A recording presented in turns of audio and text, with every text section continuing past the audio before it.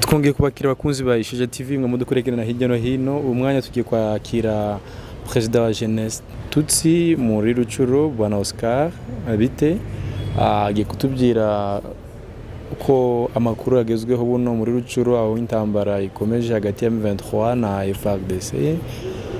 Murakoze, nifuje kuganira namwe abanyamakuru kugira ngo ntambutse message yanjye y'ibiri kubera muri Nord Kivu, cyane cyane territoire ya Rucuro, aho imirwano hagati ya FARDC igisirikare cyacu n'inyeshyamba za M23 itangiriye mu kwezi kwa 11.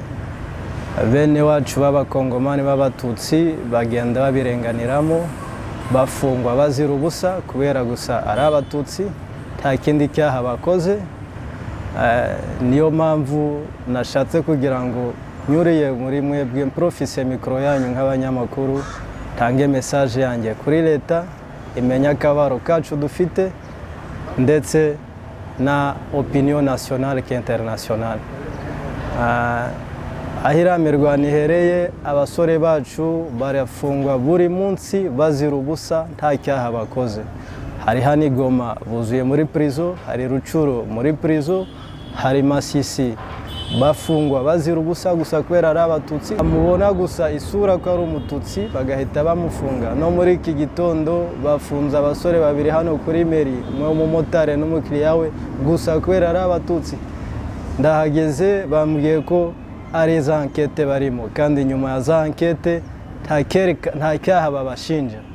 Ugasanga bari gusaba amadolari 500, 1000 kugira ngo babarekure. Twabaye objet de commerce, ne bintu na karengane kuri twebwe, donc bagomba kubihagarika bakabireka. Badushinja ko dukorabora na M23 alors que nta naho duhuriye nabyo. Abashatse gukorana na M23 barayisanze mu shambiyo iyo bari.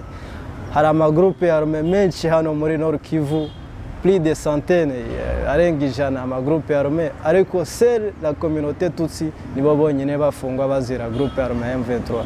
Hari za Nyatura, za Mai Mai, kubera iki badafunga abasore b'abahutu kubera groupe arme za communauté zabo. Ariko twebwe ni twebwe ba victime kubera gusa turi abatutsi. Ikindi mwabonye ubutumwa bwa mukuru wa polisi hano ahamagarira abantu gufata imipanga.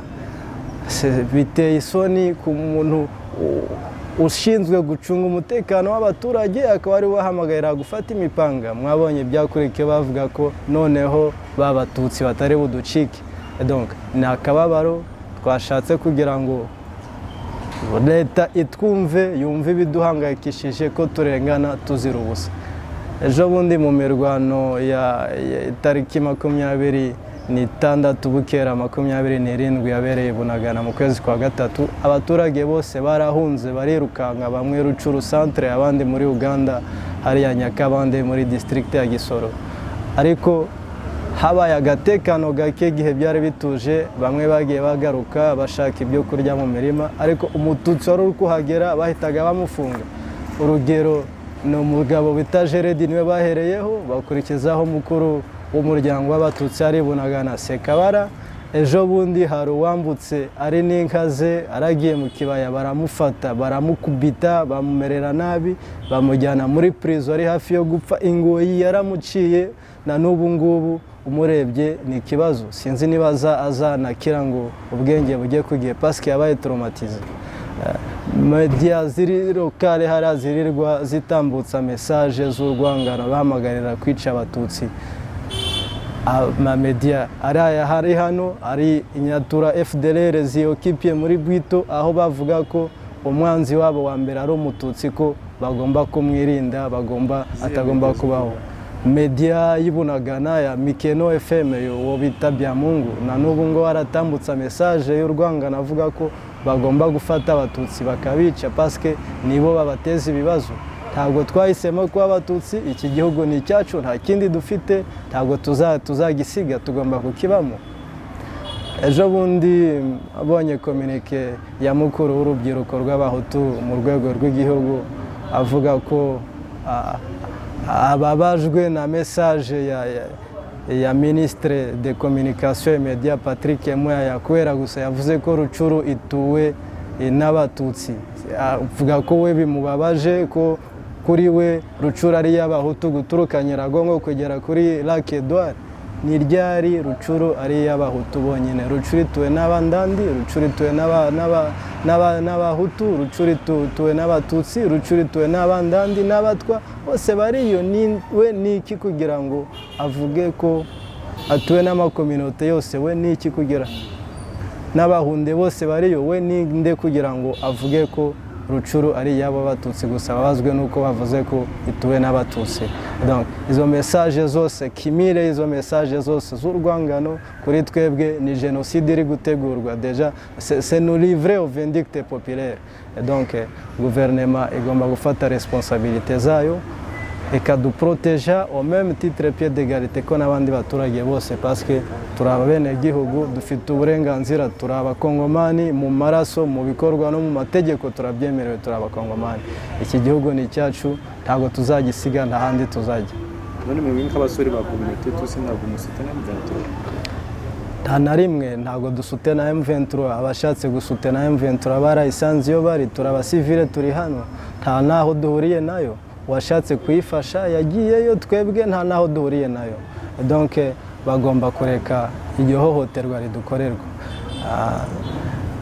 Hari imyaka 26 irashize bene wacu benshi bari mu nkambi za Rwanda, za Uganda, za Kenya, badashobora kugaruka iwabo parce que tout simplement imirima yabo ituwe na za FDLR, zarayigaruriye. Niyo zirirwa zigisha abaturage ko umwanzi wabo wa mbere ari umututsi. Wakongeraho message nk'izi ngizi ziva mu kanwa ko twita ngo n'abayobozi, umva ko ni génocide déjà iri gutegurwa ku batutsi ba Kongomani. Hari abavuga ko eske mwebwe nka president wa jeunesse tutsi muri Rucuru musite nabona FARDC mugiye kurwana? FARDC ni igisirikare cyacu kandi tubafitiye icyizere. Icyo tubasaba gusa ni ukudufata nk'abandi bakongomani bose. Izi wararebye ejo bundi igihe birukana M23 muri position zabo, barabyinnye intsinzi bavuga ko birukanye batsinze abatutsi. Ni ryari M23 egara umututsi? Ntabwo M23 hari M23, hari n'abatutsi ba Kongomani. Bagomba kureka iyo generalisation parce que ifite des conséquences graves kuri twebwe abatutsi.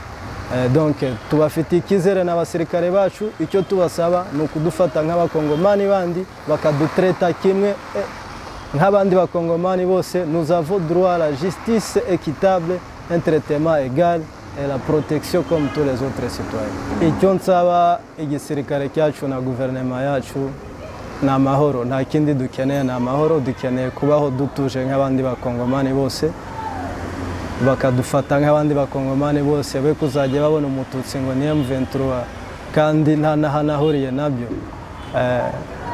kandi bagatraka tous les groupes armés sans distinction. Bose niba ari ugutraka babatrake, kuko hari abahutu, hari abandandi, bose ntawe ushaka intambara, bose twese ziratubangamiye, ntawe ufite avantage muri izo ntambara. Donc bagomba gutraka tous ces groupes armés. Icyo tubasaba ni amahoro kuba kuri twese, dufite uburenganzira natwe bwo kuba protege nk'abandi bose. Message no ku bandi bajene bo mu bundi bwoko butandukanye ni ukwitandukanya n'amagroupe armé, bagaseda ku manipulation politique, ariko ariya dutandukanya akazana umuzangano hagati y'ubwoko. Turabashimiye mwese mwadukurikiranye kuri Shisha TV. Reka duhure ubutaha, mwapartage information zacu, mukakiabona kuri chaîne yacu cyangwa mugashinga amakuru. Reka duhure ubutaha.